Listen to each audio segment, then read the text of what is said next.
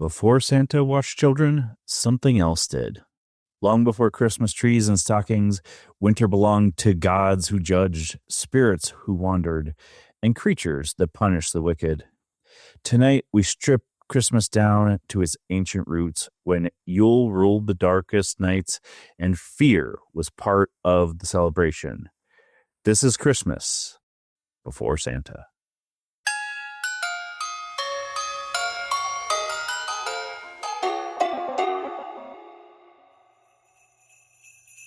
Welcome to ParaTruth Reborn, the Christmas edition.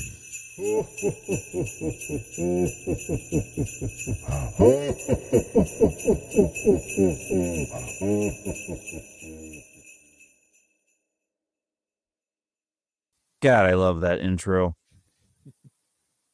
Welcome, everybody, to another episode of ParaTruth Reborn. My name is Justin. And I'm Erik. Tonight, we want to give a special shout out, of course, to our friend Kat Ward and her incredible show, Paranormal Heart. You can join her every Tuesday evening at 6 p.m. Eastern Standard Time as she delves into the world of the paranormal with guests from around the world. Earlier tonight, we joined her for her annual Christmas episode titled Haunted Christmas Gifts and Creepy Traditions from Around the World with yours truly. So if you missed it, make sure you check out the archive here on UPRN and everywhere you find your favorite podcasts. We'll also have a link to that specific episode in the comment section below. All right, folks. Tonight we are talking Yule gods and, of course, getting into some of the stuff we've gotten to in the past, like Krampus, Perkta, the Yule cat, all those great creatures. We talked about this a couple of weeks ago, talked about Yule and what it was, the traditions there. Now, Yule, we'll kind of give a brief overview here. The ancient Germanic Norse winter solstice festival celebrating the sun's rebirth and Christmas, the Christian holiday for Jesus's birth, overlapped significantly as Christianity absorbed Yule traditions to ease conversion, resulting in shared customs like the Yule log, which is now kind of a cake or more of a decoration than actually burning it. Evergreen decorations like the Christmas tree and the wreaths, even holly and mistletoe, I believe, came from Yule. Feasting, gift giving, and festive lights, all reinterpreted with Christian symbolism of light and new life around the December 25th date. Christian missionaries placed Christmas on December 25th, although that, of course, has been speculated that wasn't even close to Jesus' birthday, but they repurposed it to the 25th to coincide with Yule and making conversion easier to blending festivals. Now, the different symbols that were reinterpreted into Christmas, like I mentioned earlier, the Yule log became the Christmas cake or the Christmas log, first representing Christ, the light of the world. Evergreens, trees and wreaths symbolizes eternal life in Christ. Feasting or gifts continued, now tied to the biblical stories and charity. The Yule goat, which I don't know that we ever went over. They were made out of straw figures, became a companion counterpart to Santa, maybe where the reindeers came from.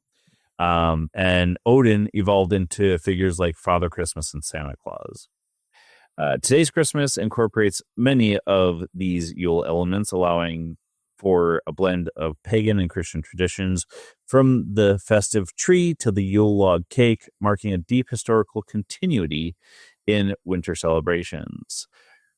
Winter solstice as a time of fear, death, and rebirth. But The winter solstice is, obviously we've talked about this a couple of times over this past month.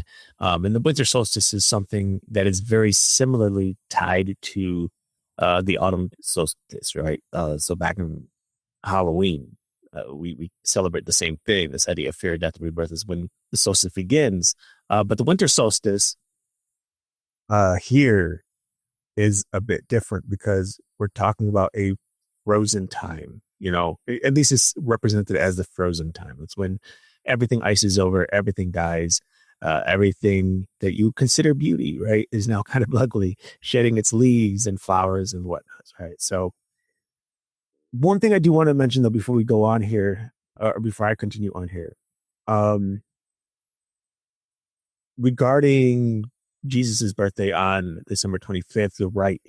There is a lot of speculation that Jesus wasn't actually born around December, right? So instead, it's more likely that he was born around springtime. We're talking somewhere between March and May, often falling somewhere within April, which, as you know, is usually when we celebrate Easter. And because of that, Christianity couldn't really, I shouldn't say Christianity, but Christians didn't really want to coincide two very important aspects of Christ in the same month, his birth, but also his death.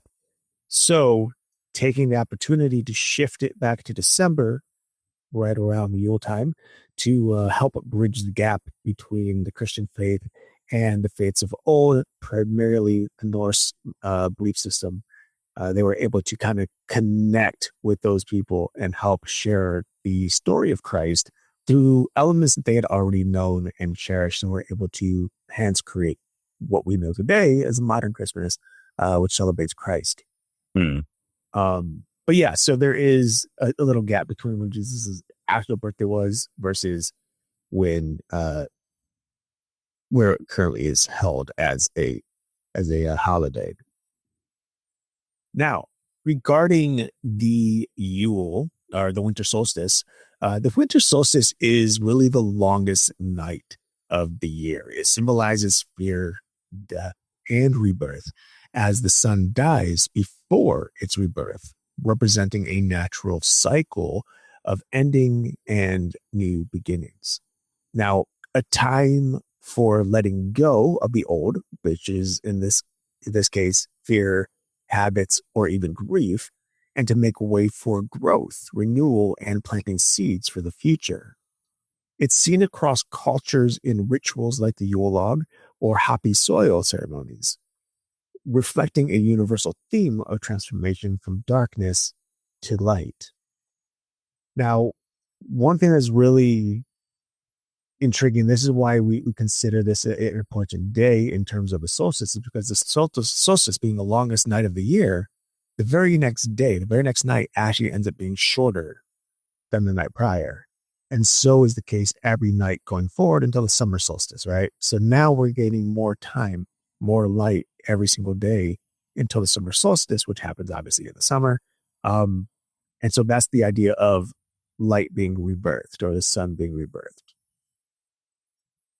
Now, in terms of fear and darkness, or the death phase, we'll go a little deeper into this. The sun's fading in particular, it's this deep darkness of the solstice, which evokes prime fears, often mirroring ancient anxieties about the world ending or light disappearing forever, as once seen in Adam's fear of the first sunset. Now, what is Adam's fear of the first sunset? Well, the story of Adam's fear states that upon the first setting of the sun, Adam thought the world was ending due to his sin of eating the fruit of the tree of good and evil, which brought him anxiety and fear, and therefore led him into a night of fasting and prayer, upon which, as the sun rose the following day, Adam believed it was due to his repentance. But the story itself, however, isn't biblical, but instead is actually an idea formed through extra biblical traditions. In this case, a rich theme from Jewish Midrash, which is basically an interpretive story. And we see this a lot in many accounts throughout scriptures too. But primarily, we're talking about the Apocrypha. So these are stories that exist outside of the Bible itself and are deemed as being incredible, as being literal pieces of the Lord's word. And that there's all kinds of different nuances as to why those were chosen as Apocrypha and not included into the book of the Bible, which at one point some of the Apocrypha were. The Catholic Bible in particular still holds some of these Apocrypha, or most of them, within the book itself, but they're still separated from the initial 66 books. Now, Another thing that we consider here is the mythological fears. Some traditions associate the solstice with chaos, like the sea monster Leviathan, which I'm sure many of you know of, or even spectral figures like Odin's wild hunt, representing the forces of winter and the unknown. And then there's this idea of internal darkness. Metaphorically speaking, of course, this is a time to face personal shadows, grief, doubts, and fears, acknowledging them as a necessary part of the cycle. And this is something that we start to see in mentalism, right? So we started to see this in psychology, this idea of shadow work. We look within ourselves and try to correlate our our our troubles, with the seasons itself. So as we go through the winter solstice, we take the time to reflect on the things that are negative or dark about ourselves. And then as the light increases every day, we spend those days learning to rebirth from those difficulties or those troubles, the grief, the doubt, the fears, etc., and become stronger. Now, on the flip side, there is rebirth and renewal. And this is where the return of light exists. And this is everything that happens after the solstice. Now, the sun's return in particular is the solstice marks the turning point when the sun begins its return, symbolizing hope and the promise that light will always conquer darkness, right? So we've seen for a while here that darkness was kind of holding the light down. It was winning for a while there, but here we're seeing the sun come back and start to conquer the dark. And typically the light stands against the dark much longer than the dark stands over the light. So when we talk about the seasons, depending on where you live within the world, I suppose it's probably a little different if you're further north or south. And then there's this cycle of transformation, and it's a powerful reminder that endings, like the death of the older year, create space for new life, such as rebirth of the new year, much like seeds dormant in winter. And this is where we get the idea of New Year's resolutions, the idea to birth something new of ourselves. And then we have rituals of renewal. In cultures, there are a number of cultures that perform ceremonies like lighting fires or singing or even feasting to welcome the returning light and plant intentions for the coming year, focusing on spiritual rebirth and a new authentic living. So this is something that we strive to renew and then keep that, right? We want to keep that an authentic life with us, not just, wear it for a couple of weeks or a year or whatever and throw it away. No, we want to use this opportunity to build something new and hold on to it. It's supposed to be a change for the better. Now, when it comes to connecting fear, death, and rebirth, it's very simple and yet intricate. The first thing you want to do is embrace the whole. The solstice teaches us that darkness and light, death and rebirth are inseparable parts of a single sacred whole. We're talking about a balance, right? We're talking about the yin and the yang. On top of that, we honor sacrifice because this is a time in which we release burdens, old selves, and things that no longer serve us, hence death and sacrifice, to be reborn into a more authentic life. And then, of course, there's nature's mirror, the natural world's cycle of dormancy and resurgence, which provides a blueprint for personal and spiritual renewal, because we can literally see everything around us dying and rebirthing season after season. Now, I mean, I asked myself this, and I'm sure you guys are probably asking, why did darkness matter more than light back then? Because we do still cherish the light now, but back then there was a reason for these traditions. Darkness mattered more at the winter solstice because it represented the year's deep rest, a necessary period of reflection, revitalization, and nurturing new beginnings, making the eventual return of light a powerful symbol of rebirth, hope, and life's cyclical victory over dormancy, with ancient cultures seeing it as a second time for inner work and acknowledging for independence of light and shadow. And it does make sense why that Christ became the light during this time, because we were already celebrating this type of thing going on in other cultures. Right.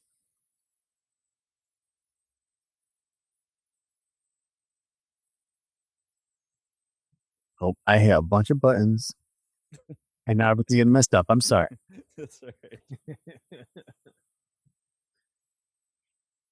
Just wanted to give a quick shout out to the common historian. Thank you for being here and watching today. 100%.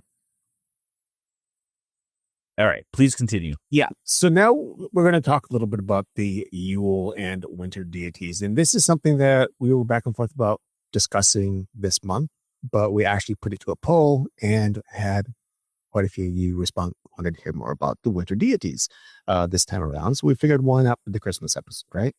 Mm-hmm. So let's begin first and foremost with probably the most famous figure in Norse mythology. His name is, of course, Odin, the Norse Allfather.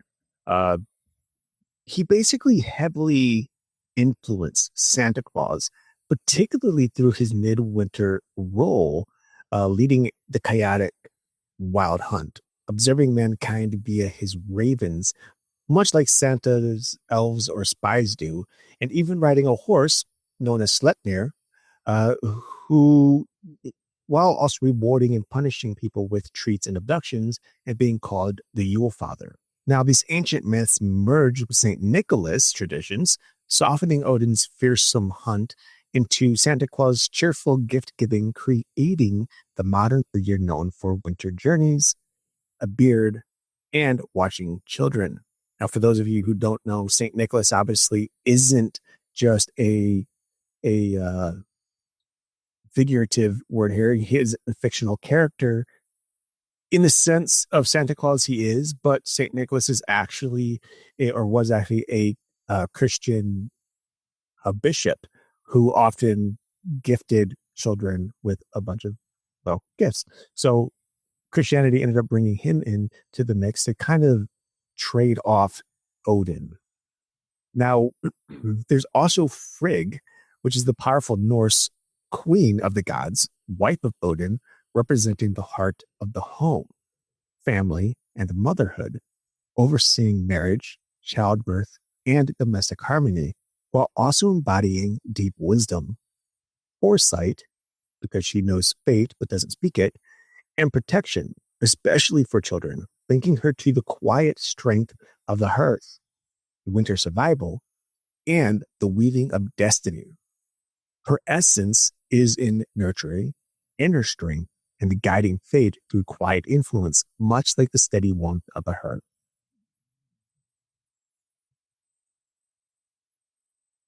Now, there's a lot of other gods, but I love that it brought up Baldur, because he was one of my favorite Norse gods when I learned about the Norse gods.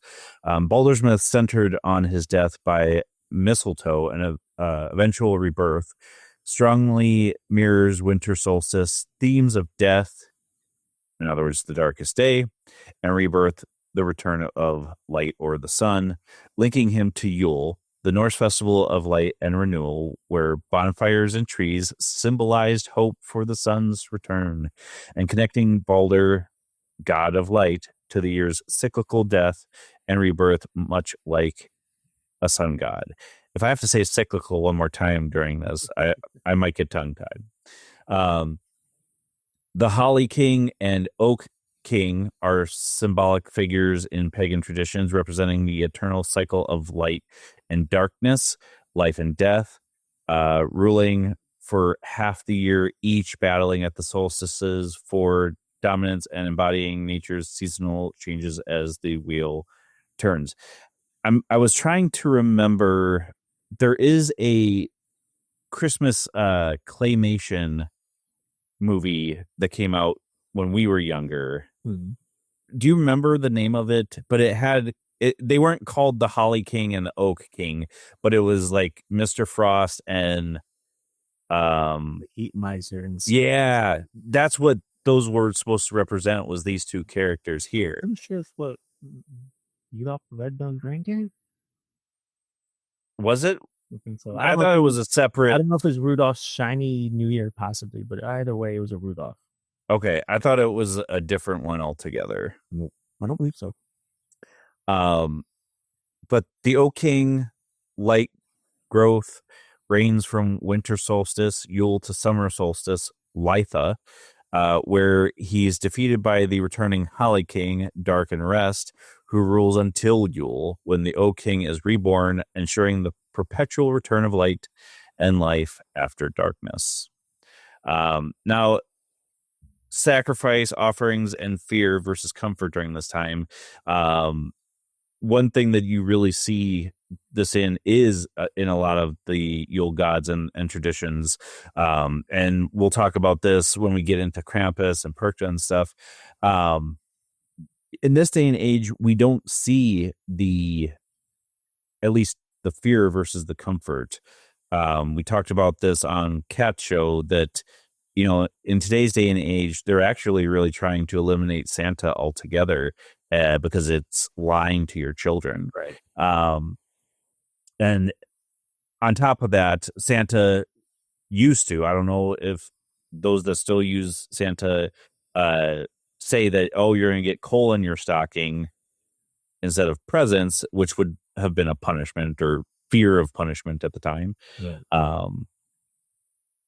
Now, how do you think the gods became more symbolic instead of worship, the Yule gods specifically? I mean, I think it's just, a change of culture, like we said earlier in the show, starting first and foremost, when we talk about religion, right? When we had the Christian faith kind of move in and start to mend some of its beliefs along with Norse beliefs to create the Christmas story. In this case, or at least to help adapt the Christmas story, right? So again, Christianity at the time was trying to build a bridge to the Norse people, those who believed in the Norse gods. And they did that through the birth of Jesus because there were a lot of similarities in terms of the elements that were used during this time. And so we see a lot of correlation between them. And it's what helped to bridge that gap and bring people of the Norse belief system into the Christian faith. It helped them kind of shift into it a little easier, which made it more understandable, easier for them to swallow, if you will. And we see the same thing also during St. Paddy's Day, right? Because St. Patrick did something very similar by using the the three-leaf clover in Ireland to represent the Holy Trinity. And he also took the Celtic cross. He created the Celtic cross by combining the cross along with the symbol of their sun god and placing it in the middle of the cross. And so we see a combination of two gods in the system, but it became a symbol of the Christian faith, and it helped those people shift again from the belief system in Ireland into the Christian faith. So we see that time and time again throughout really every continent, every country, at least most of them. There are so many places that have yet to hear the story of Jesus at all, which is crazy probably to most of us since we hear it so often, probably, or at least relatively know who he is. But I think with that, along with this idea of Santa, the more that people started to dive into or delve into Santa Claus and the mythology behind Christmas, some of these other characters just slowly started to fade away. As you're shifting from one faith to another, you kind of let go of the old, carry on the new, right? That's the whole theme of today's episode, really.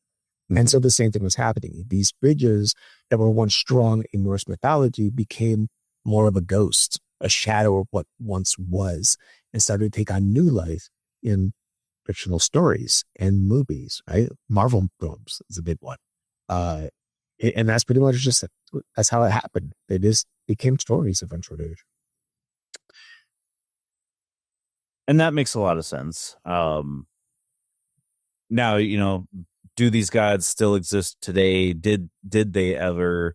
That's the real question. But that is interesting that you don't hear much of them as much anymore since Christianity has kind of taken over. Right. So we're going to get into our favorite stuff for Christmas time, and that is Christmas creatures and spirits. We've talked about them several times over the however many years we've been doing this now. Let's see, 2009 to 2025, 18 years, 17 years, somewhere in there. Krampus is a horned half-goat, half-demon figure from Central European Alpine folklore who serves as the menacing companion to St. Nicholas, punishing misbehaving children with birch branches or by dragging them to hell, contrasting with what St. Nicholas did with gift giving for good kids. Now, like I mentioned earlier, Krampus kind of gone away in a lot of cultures, and it's more Santa punishes the bad kids by giving them coals in their stockings. Now there's Perkta, or she's also known as Frau Perkta, is a figure from Alpine folklore, a goddess witch associated with winter spinning and the 12 days of Christmas, December 25th to January 6th, who judges households' behavior, rewarding the diligent with coins, but gruesomely punishing the lazy by slitting their bellies and stuffing them with straw and pebbles. She embodies a dual nature, appearing beautiful and bright, or as frightening and hag-like creature, often with bird's feet. And that getting stuffed with straw and pebbles, if you didn't do the right thing, sounds like a horrible punishment. I mean, I don't. When you're slitting somebody's belly open, I don't know if there's much life left by the time you get. Yeah. I guess it depends. They got some brutal, scary characters. Everything's so horrifying. Do you like that I gave you your favorite? Of course, I talk about naturally. So, of course, there's another very famous creature that actually is becoming more and more popular, considering the times we live in and the numerous amount of memes, videos, etc., that we see on TV or on social media, and that is a character known as the Yola Katurin. The Yola Katurin is how you actually pronounce this really long, kind of crazy name. And that is, in English, the Yule cat, right? We all love cats, at least some of us, and most of us are. Maybe you don't love cats at all, but that's okay, because this one will eat you for it. Because it is a dark Icelandic folklore tale about a giant vicious cat that prowls the snowy countryside at Christmas, eating people who haven't received new clothes by Christmas Eve, serving as a cautionary tale to encourage hard work, especially in wool production, and a companion to the troll-like Yule lads. It is also a tale spun to convince children, in particular, to spend their allowances on something useful, like clothing, rather than spoiling the money on junk. The Yule cat checks windows for new garments, and if a person has none, it first devours their dinner, and then it devours the people. I don't know what happens if the Yule cat, gets there after they've eaten dinner. Is there anything left to eat? I don't know. Well, usually back then they were ringing the dinner bell, so the cat probably heard that. Well, that's very possible. Next up on the list is I think it's the Tomte. Yeah. And then that's the Swedish name. And then there's also the Nissi, which is a Norwegian or Danish name. They're both similar figures from also Nordic folklore. Basically small, bearded, gnome-like guardians of the farm and household, typically wearing a red cap and gray clothes, who protect the home but can be mischievous if displeased, often demanding a bowl of rice, porridge, on Christmas Eve for their good service. Now, they are essentially the same creature, with Tomte meaning homestead man from Tomt, and Nissi linked to the name Nils or Nicholas.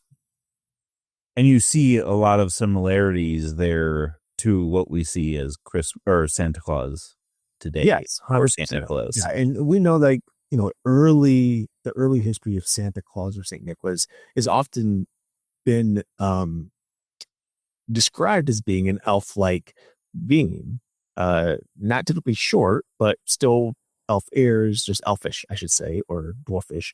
Um, and he often wore green or blue uniforms or clothing.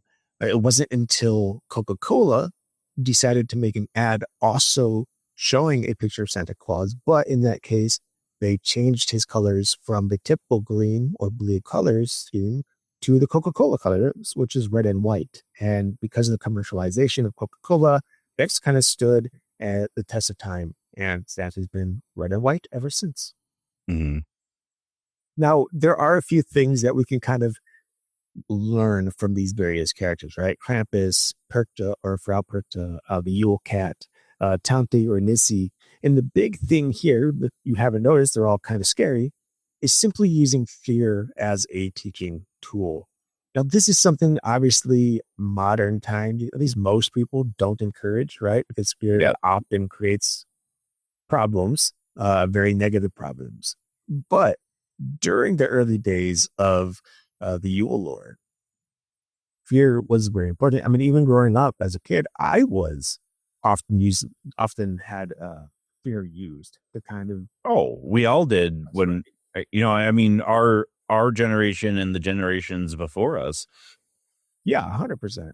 And now we're seeing that less and less nowadays. And I think to an extent, it's a good thing, but I think it's also been, I think they went a little too far with it because now. Well, that's why it's kind of gotten to where it is today, where, raising a kid is more so trying to understand emotion and stuff like that, the ones that the kids are going through. Right. But there is a very fine line. And unfortunately, that meant there's been so many people that have crossed it that we have to kind of switch gears on how you treat kids. And the generations over the years have kind of changed. I'm a what they call a I'm a millennial, but there's a certain term for me because I'm just on the cusp of Gen X and millennial. Geriatric millennial, I think, something like that. But I came around the time that, things were changing just a little bit in how you raise your kids. But I still remember the times of, fear being a punishment. Yeah. Now, another thing that we can consider here is that monsters were used to enforce morality. I can think of a number of reasons why that might be the case. Yeah. But I think the big one is primarily that people use the imagination to strike the fear and create this aspect of moral well-being. Monsters are simply scary, right? I mean, anyone can say, "Oh, if you do this wrong, then your father's going to, right? Or your mother's going to." That becomes old after a while.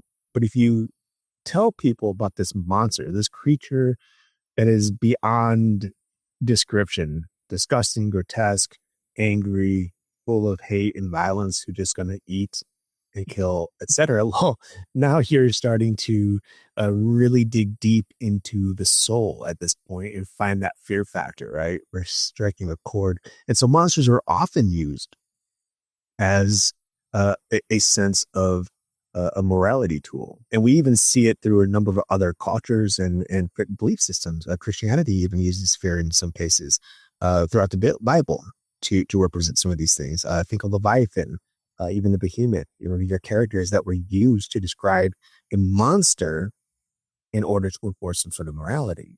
Mm-hmm. And then we have this idea of how Christianity softened or demonized some of these creatures, right? And just the belief system of the Yule. Now, Christianity softened pagan winter traditions by simply co-opting them, giving them a new Christian meaning to ease conversion, like I said earlier. Now, the linking of the solstice birth of light to Jesus as the light of the world and incorporating symbols like holly, evergreens, wool logs into Christian decor and evolving figures, even like Odin into Santa Claus, were often done to make the new faith more familiar and appealing to pagan converts. A process called enculturation replaced pagan significance with Christian ones, allowing familiar customs to continue, but with a new focus. And this is very important when it comes to teaching anybody anything, really. Right? This is a concept that defies time at this point because it's an ancient thing. We often want to teach people new things, and we do that by showing them how to use their current skills to produce new stuff, right? And so this has been done through time over and over again, and particularly within the belief systems, and not just Christianity, but basically every single belief system out there and faith of the religion has done this at some point or another. Mm-hmm. Now, how these beings became Santa, that's the $1 million question, because the Santa that we know today is not Saint Nicholas, the saint of Catholicism. He's also not the original teachings of what Santa Claus was. Santa is really a mashup of Odin, Saint Nicholas, spirits, and folklore. Santa Claus is a blending of Saint Nick. He gave gifts to children. He is the patron saint of children, with Odin, who was the long-beard sky travel, judging good, bad children on Yule, and other European spirits like Father Christmas, which is what we call Santa Claus now, Sinterklaas, and the gnome-like Nissi, creating the modern, jolly, gift-bringing with his reindeer, a softer version of Odin's magical horse Sleipnir, and elves. Such a fascinating thing to me because we, as children, I should say, we never were taught any of that. We just grew up on the Christian Santa Claus or Saint Nicholas traditions. So Sure. Yeah, 100%. And that's something that most people don't know. And you learn that through channels like this, right? We didn't learn about it until we started doing the podcast and having to do research and whatnot and listen to other podcasts right about this stuff. But, seeing such a diverse change from prior to Santa Claus, obviously with Odin, to this modern day Santa Claus is drastic. Because back then, even when we were growing up, there's this idea that Santa can not do good and bad, but he can do good, but also punish, right? And the punishment is typically leaving coal. But even today, that has changed already in our adulthood, right? Because now we no longer have Santa Claus leaving coal. Instead, we have the Krampus showing up for children who are bad and carrying them away in his bag, or the Yule cat who's going to come eat them. So we basically created a new version of Santa, an evolved version, which is nothing but good all the time. And for those that are bad, the people that are bad, he just simply does them other with rather than punish it.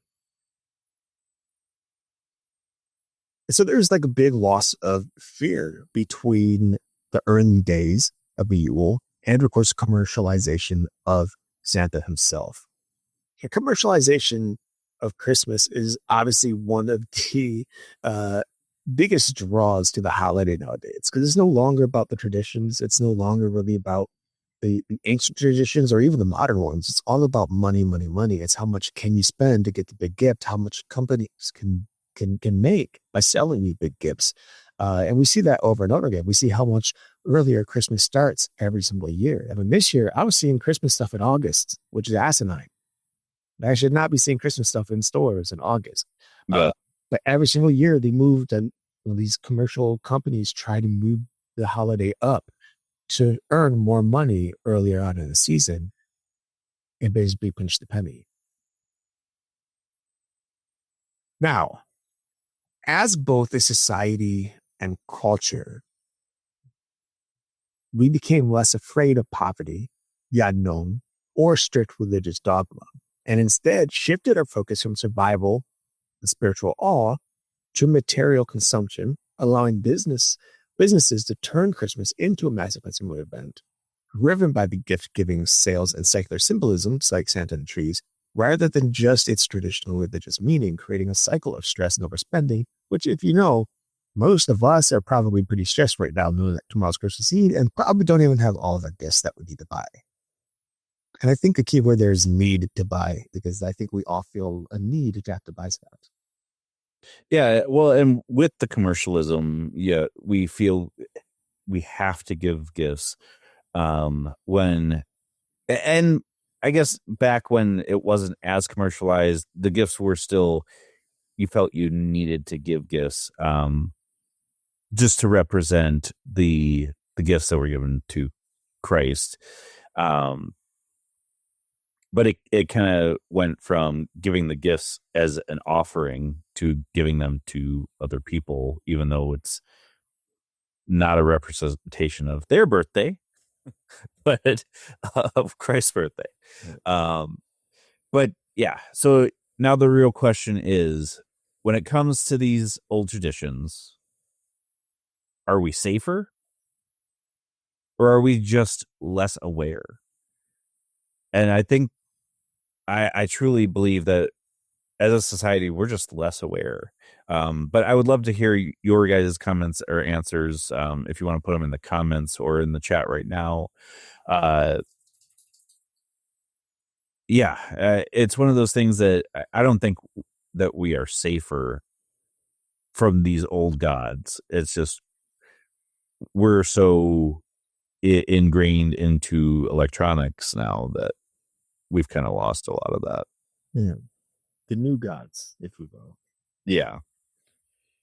Now, instead of final thoughts, as I always do, I thought, you know what? It'd be fun for us to think about our favorite things about Christmas and memories from Christmas past. I know we've done this in the past, but it's always fun to kind of reminisce a little. Mm-hmm. So what are some of your favorite things about Christmas?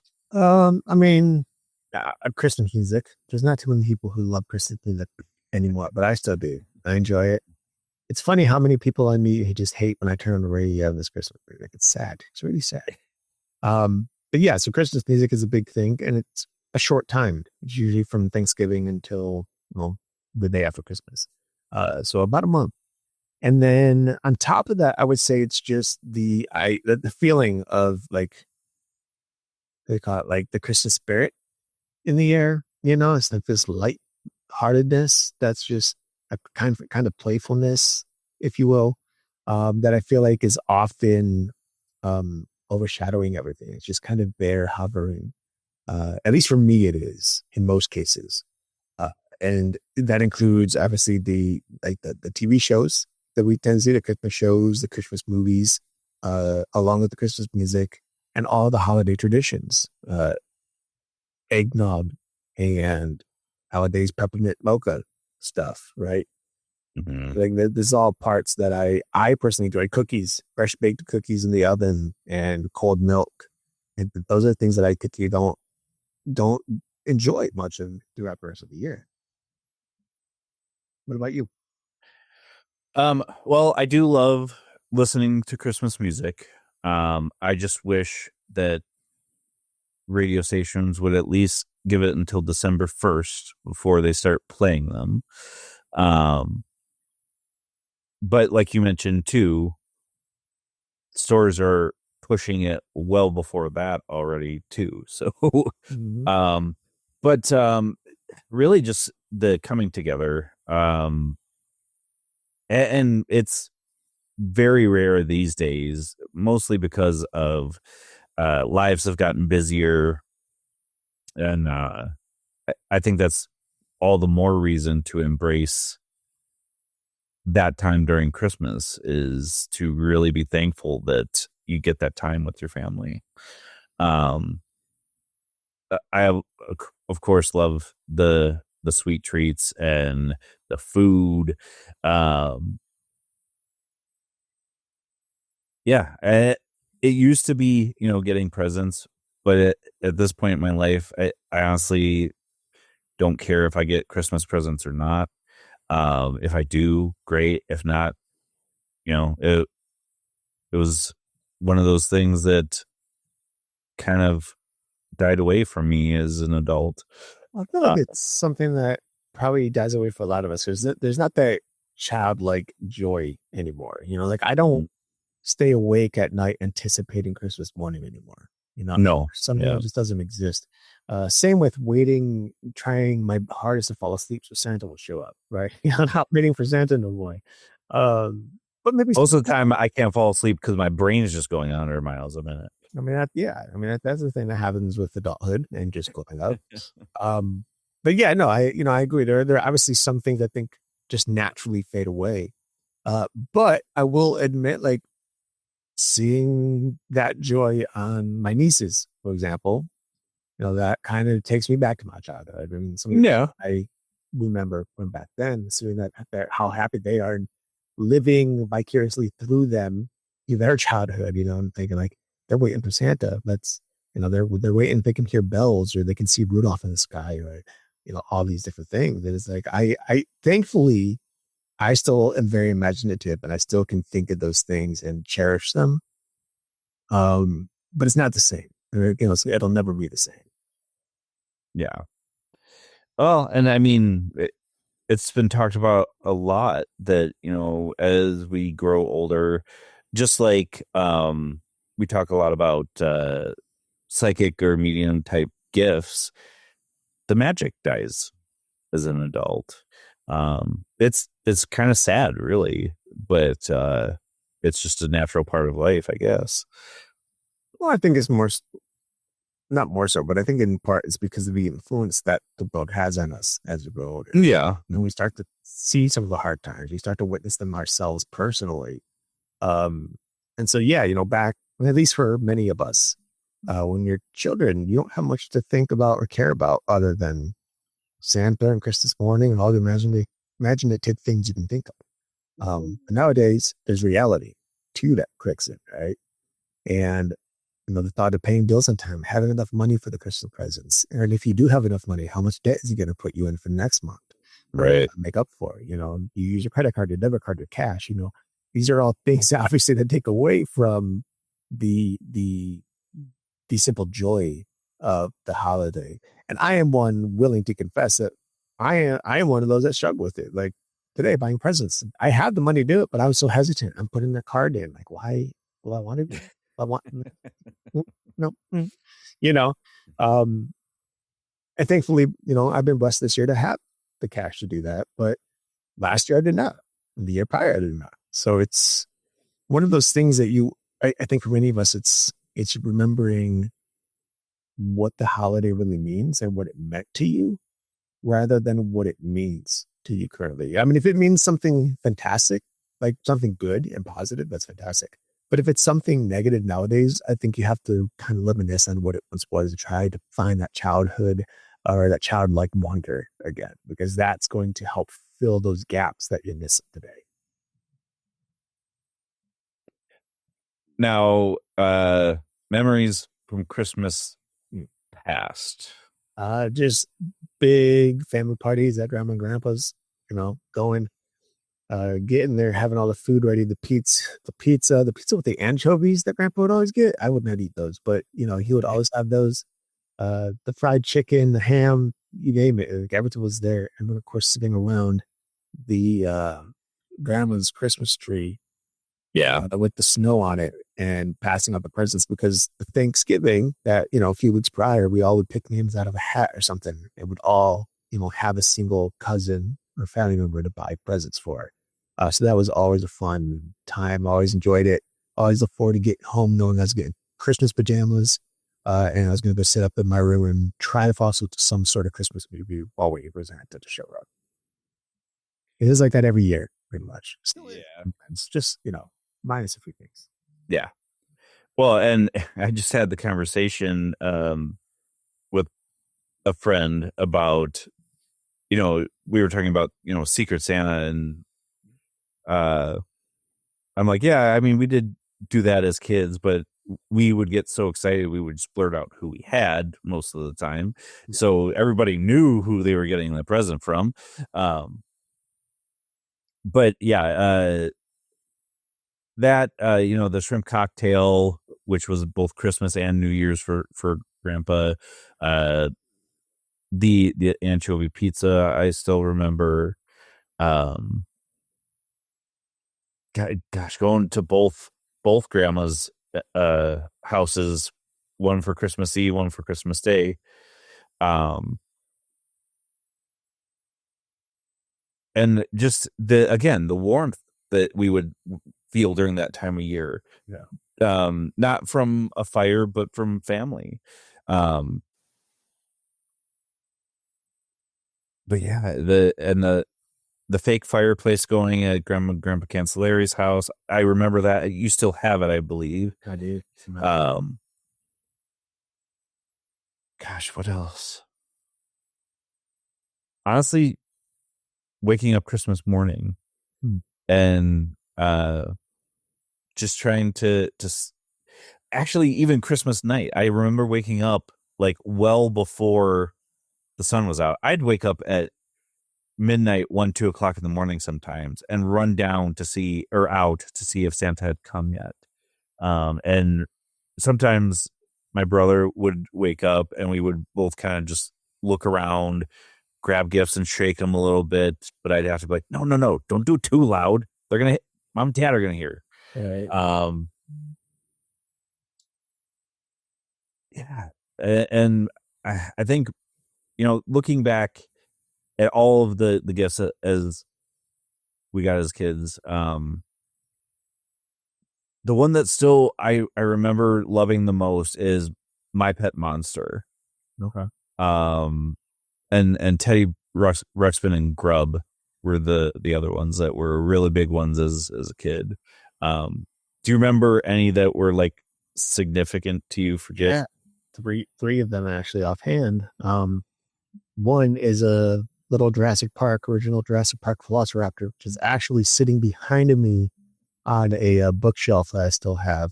I don't remember how old I was when I got it. Yeah, it was before third grade. Second, third grade is probably when I got that. And then another Jurassic Park toy, a little Tyrannosaurus Rex, which was probably about a foot tall, about 12 inches tall or so. I used to carry that thing around like as a baby T-Rex or thing, and I was pretend it was a baby T-Rex. Yeah, I still have him around here somewhere too. And then the other was, what's it called? Was it called Creepy Crawlers? Is that the one? Oh yeah, Creepy Crawlers was awesome. Yeah, Creepy Crawlers, and I have a fourth, which wasn't mine; it was my sister's, but I enjoyed it nonetheless. Was Easy Bake Oven, so we always make brownies and stuff with that. Well, I had a boys version of that where you mixed like stuff into a monster head and got monster brains. Oh yeah, I had that thing too. Yeah. Forgot about that. Yeah. What's that? I can't remember the name of it, but yeah, Creepy Crawlers, and then hearing my mom say, "Oh yeah, we had those when we were kids," and it's like, what? They just basically recycled them and brought them back out for the new generation. These are cool. I love the smell of the burnt plastic you would get as you're cooking those things on steel plates. It was more like glue, because you did not see that at today's age. That is not a thing. Back then, we didn't care about cancer. I mean, to some degree, a lot of people don't today. Well, yeah, but it's like you're not giving an 8-year-old some plastic. For children, right? Yeah. Yeah, a lot of the stuff that when we were kids is not really safe anymore. And even when our parents were kids and their parents were kids, like the stuff that was given as gifts was much more dangerous in the past. Which, in fact, because of my nostalgia, I still had that Creepy Crawler machine, but I've yet to find a proper light bulb that will cook. Probably because they don't really make them anymore. Probably not. But just like, in A Christmas Story where he gets the BB gun and then his mother is like, don't shoot your eye out. Yep. That's another one. I mean, every Christmas Eve, me and your brother watch it. Every Christmas Eve, we watch Your Christmas Story. And we've been watching that since we were little kids. So Yeah. I've seen it way too many times, like literally countless. I gave a whole movie myself. Well, and Jason Hewlett, was it Jason that brought it up that maybe it wasn't him? Somebody brought up that, oh yeah, it was shot in Canada. Well, yes and no. It was partly shot in Canada, partly shot in Cleveland, Ohio. So that's why I love it, is because we have the house in Cleveland, and it's just a good movie too. But all right, so something I did want to bring up is, if you are a paratruther, you love the show, you love interacting with us, you love being a part of what we talk about, I highly suggest getting into the Facebook group that we created, Paratruthers Facebook group. I did start releasing some lore cards that are only going to be released to our paratruthers. So if you want specific content that you're not going to see on our other social medias, get in there, and all you got to do is just join the group. It's free to join. And there's no weird questions or anything. We just ask that you be respectful and post stuff that is relevant to the paranormal. Don't be posting a link for a show that's about politics or something like that, or any stuff. You're not something that we think in this right. No, ourselves. That too. But that is all we've got for our Christmas episode. I hope you guys have enjoyed it. I do have to say that I hope you all have a very safe and happy New Year. I'm sorry, Christmas. We'll have New Year next week. Yeah. Yeah, be safe out there, and Merry Christmas, everybody. Any last comments? No. Okay. As we said at the beginning here, this has been a live show on 107.7 FM New Orleans, 105.3 FM on the Gulf Coast, and United Public Radio Network. Until next week, where you will find us same time, same channel. My name is Justin. And I'm Erik. Peace.